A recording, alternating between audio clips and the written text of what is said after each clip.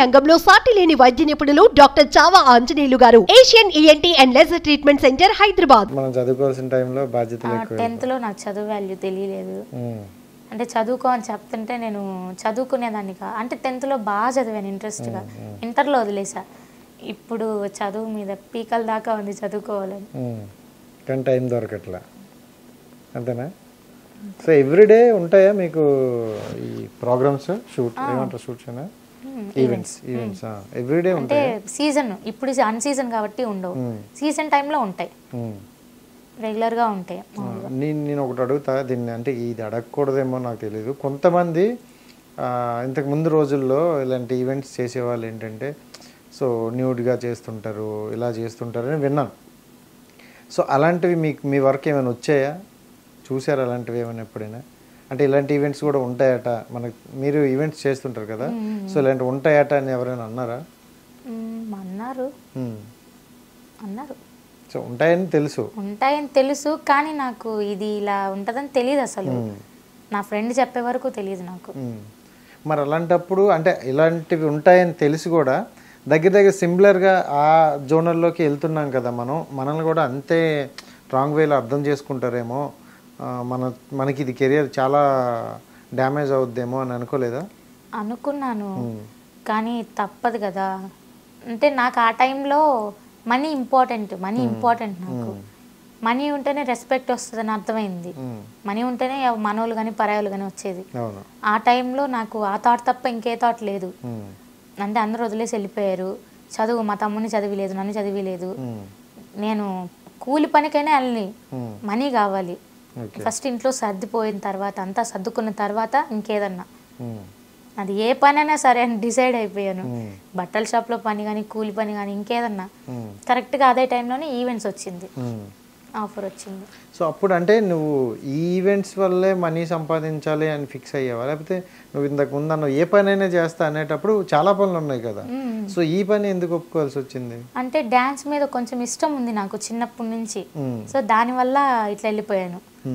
అంతకుముందు నేను మా మమ్మీని అడిగాను, నేను బట్టల షాప్లో పనికి వెళ్తాను లేదా ఇంకెక్కడైనా పనికి వెళ్తాను అంటే మా మమ్మీ పంపినని చెప్పేసింది. బట్టల షాప్కి అక్కడ పనికి వెళ్తానని పంపలేదు, బట్ ఇలాంటి ఈవెంట్స్కి వెళ్తానంటే ఎలా పంపారు? మరి ఎలా పంపిందంటే నాకు డాన్స్ అంటే ఇష్టం అని మా మమ్మీకి తెలుసు. ఏదైనా ఇష్టంతో చేస్తే కష్టం అనిపించదు, అంతే కదా. ఇప్పుడు బట్టల షాప్లో చదువుకునే అమ్మాయి బట్టల షాప్లో పని చేస్తుంటే స్టూడెంట్స్ వస్తూ ఉంటారు, మనకు బాధ అనిపిస్తుంది, అది కష్టం.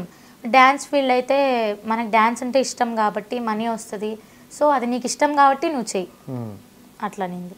సో అప్పుడు నేను ఎదిరిచ్చా మా అమ్మని, నేను వెళ్తానమ్మా, ఏమన్నా చేసుకో, నేను వెళ్ళాలి, మనీ తేవాలి, మిమ్మల్ని బాగా చూసుకోవాలి, నేను వెళ్తాను. అంటే నువ్వు వెళ్ళడానికి పర్టికులర్గా అక్కడ ఏదైనా అప్పుడే అంత సడన్ గా డబ్బులు సంపాదించాల్సినంత అవసరం ఏమొచ్చింది? అంటే మేము డౌన్ అయిపోయాం పూర్తిగా, ఫుడ్ కూడా. ఓకే. సో రిలేటివ్స్ ఎవరో హెల్ప్ చేయలేదా? అందరూ చెప్పేవాళ్ళే, మా పెద్దమ్మ వాళ్ళు, పిన్ని వాళ్ళు అందరూ చెప్పేవాళ్ళే, పెట్టేవాళ్ళు కాదు. ఇప్పుడు కూడా ఈవెంట్స్కి వెళ్తున్నానంటే వెళ్తుంది అని అంటారే కానీ చదువుకుంటుంది అలా చదువుకోలేదు అంటారు, పోనీ మేము చదివిస్తామని అనరు. అలా అనేవాళ్ళే కానీ పెట్టేవాళ్ళు కాదు కదా. సో వాళ్ళందరినీ ఇప్పుడు చదివిస్తాము అనేవాళ్ళు ఉంటే చదువుకుంటారా? డెఫినెట్ గా. మరి ఇది ఇప్పుడు ఈ ఫీల్డ్ కి మరి వెళ్ళరుగా అస్సలు. నువ్వు చదివించి మా ఇంట్లో ఓకే అంటే తినడానికి అన్ని కరెక్ట్ గా ఉంటే ఈ ఫీల్డ్ ఆపేస్తా. ఓకే. సో మీరు స్టడీస్ కి అటు ఉండాలి అండ్ మీ ఫుడ్ కి సరిపోయినట్లు ఉంటే ఇంక ఇది ఆపేస్తాను అంటారు, కరెక్టే కదా? ఒప్పుకుంటా, రికార్డ్ అవుతుంది. ఎందుకంటే నాకు కొంతమంది తెలుసు, సో నేను రిఫర్ చేస్తా, వాళ్ళు ఒకవేళ హెల్ప్ చేస్తే స్టడీస్ పరంగా వాళ్ళు చాలా మందికి చేశారు. సో స్టడీస్ పరంగా చేస్తానంటే ఖచ్చితంగా చదువుకుంటాను, డెఫినెట్గా చదువుకుంటాను, ఈ ఫీల్డే వదిలేస్తాను. ఓకే. అంటే అంత రిచ్గా బతకాల్సిన అంత లేదు, మా కరెక్ట్ టైంకి ఫుడ్, కరెక్ట్ టైంకి చదువు, అంటే మాకంటూ వెళ్ళేదానికి రెస్పెక్ట్. మనీ అంత ఏం అవసరం లేదు. అంటే మీ ఫీల్డ్లో చూసుకుంటే కండక్టర్ ఝాన్సీ అవ్వచ్చు, కవిత అవ్వచ్చు, సో ఇలాంటి వాళ్ళందరూ ఈ మధ్య కాలంలో సో పాపులర్ అయ్యారు, జనాల్లోకి తెలిసింది. సో మీ డ్యాన్స్ అనేది ఓకే ఇలా ఉంటుందా, ఇలా ఉన్నారా అని కొంతమంది తెలిసింది. సో వాళ్ళు పాపులర్ అయిన తర్వాత మీరు జనాల్లోకి వస్తున్నారా?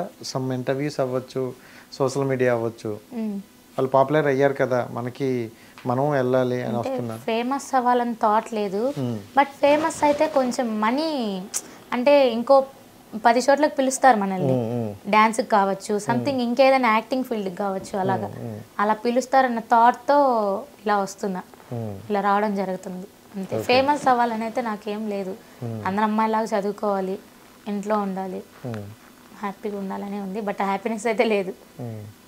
వస్తుందిలే, మంచి రోజులు వచ్చాయి. సో లైఫ్లో అంటే ఇంకా నీ లైఫ్ మొత్తంలో ఇది నా గోలు, ఇది రీచ్ అవ్వాలి అని ఏమైనా పెట్టుకున్నావు? కార్డియాలజిస్ట్, డాక్టర్ అంతే, అదే ఫైనల్. అది ఓకే. ఎప్పటి నుంచో ఫిక్స్ అయిపోయింది అసలు మైండ్లో, చిన్నప్పటి నుంచి. అంటే మా డాడీ చనిపోయిన తర్వాత నుంచి ఫిక్స్ అది. ఎందుకు అప్పుడు ఫిక్స్ అయ్యా? డాడీ అంటే చెప్పారు. మా డాడీకి హార్ట్ అటాక్ కదా, సో దానివల్ల నేను అదే చదువుకొని అదే అవ్వాలని ఫిక్స్ అయిపోయా. ఓకే. కానీ చాలామందికి ఉంటుంది కానీ అవ్వాలి చేయాలని, కానీ దాన్ని రీచ్ అవ్వలేరు కదా. సో ఇప్పుడు నువ్వు ఆ పొజిషన్లో ఉన్నావు, ఖచ్చితంగా రీచ్ అవ్వాలని అయితే నేను అనుకుంటా మనస్ఫూర్తిగా. So thank you so much. And నీ స్మైల్ అయితే నిజంగా బాగుంది, ఇప్పుడు ఆ స్మైల్ అయితే మెయింటైన్ చేయు. అండ్ నాతో నువ్వు మాట్లాడింది అండ్ నీ చుట్టుపక్కల చెప్పిన వాళ్ళందరిది నీ స్టోరీ చాలా లాంగ్ చెప్పారు. సో అంటే ఓకే, పెయిన్ స్టోరీ అనేది ప్రతి ఒక్కరికి కామను, ఇంత పెయిన్ స్టోరీ ఉంటుందని నేను ఎక్స్పెక్ట్ చేయలేదు. బట్ అవన్నీ మైండ్లో అయితే పెట్టుకోకు, నువ్వు హ్యాపీగా నువ్వు ఏది అనుకుంటున్నావో దానికి ట్రై చేస్తే పోయేది ఏం లేదు, ట్రై చేద్దాం, ఫీల్ అవ్వకు. ఇప్పుడు కూడా ఇది ఎందుకంటే మా బాబాయ్ వాళ్ళు చూస్తారని చిన్న నమ్మకం. అంటే వాళ్ళు మాతో మాట్లాడట్లేదు పూర్తిగా, నేనే గొడవ వేసుకున్నాను, గొడవ పడ్డాను వాళ్ళు. కొంచెం నోడుదోలు కదా, చాలా కాదు కానీ కోపం, అంటే కోపం ఎక్కువ. ఏదన్నా వచ్చిందంటే టక్కన అనేస్తా, ముందు వెనక ఆలోచించను. సో ఆ కోపంలో మా బాబాయ్ మాకు మనీ పంపలేదు అని చెప్పేసి బాబాయ్ని తిట్టేసా, మా డాడీని మీరే చంపేశారు అని తిట్టేసా. ఫ్లోలో బాబాయ్ మాట్లాడడం మానేశాడు. ఇప్పటికి 1 year పైన అవుతుంది. 1 year ఏంటి, 2 years అవుతుంది. ఓకే. ఒకవేళ ఇది కనుక చూస్తే వాళ్ళు మాతో మాట్లాడాలి అంతే, ఇంకేమవుతుంది. మనీ ఇవ్వకపోయినా మాకేం బాధ లేదు, వాళ్ళు మమ్మల్ని ప్రేమగా ఫోన్ చేసి మాట్లాడి మా అన్న బిడ్డలు అని మమ్మల్ని చూసుకుంటే చాలా, అంతకుమించి ఇంకేమొద్దు. ఖచ్చితంగా చూసుకుంటారు, ఎందుకంటే ఎప్పటికీ రక్త సంబంధాన్ని ఎవరు వదిలేసుకోరు. కాకపోతే నువ్వు తిట్టావని కోపం కొంచెం ఉంటుంది, అయినా పర్లేదు, వాళ్ళంటే చాలా ఇష్టం, దగ్గరుండి నీ పెళ్లి కూడా చేస్తారు. మా మమ్మీ అదే బాధపడుతుంది ఇప్పుడు కూడా, దాని గురించే బాధ, వాళ్ళు ఎవరు పట్టించుకోలేదని బాధ. ఓకే. సో హ్యాపీగా నవ్వుతూ ఉండు, లైఫ్ అయితే చాలా బాగుంటుంది. సో నువ్వైతే ఆ స్టడీస్ వైపు కొంచెం ఫోకస్ పెట్టు, కెరీర్ వైపు అయితే ఫోకస్ పెట్టాను. ఓకేనా? Thank you so much. Hit TV app ని డౌన్లోడ్ చేసుకోండి, ఇందులో short news, live news, entertainment movies అన్ని అవైలబుల్ గా ఉన్నాయి. Please download hit TV app. Hit TV యాప్ని ఫ్రీగా డౌన్లోడ్ చేసుకోండి.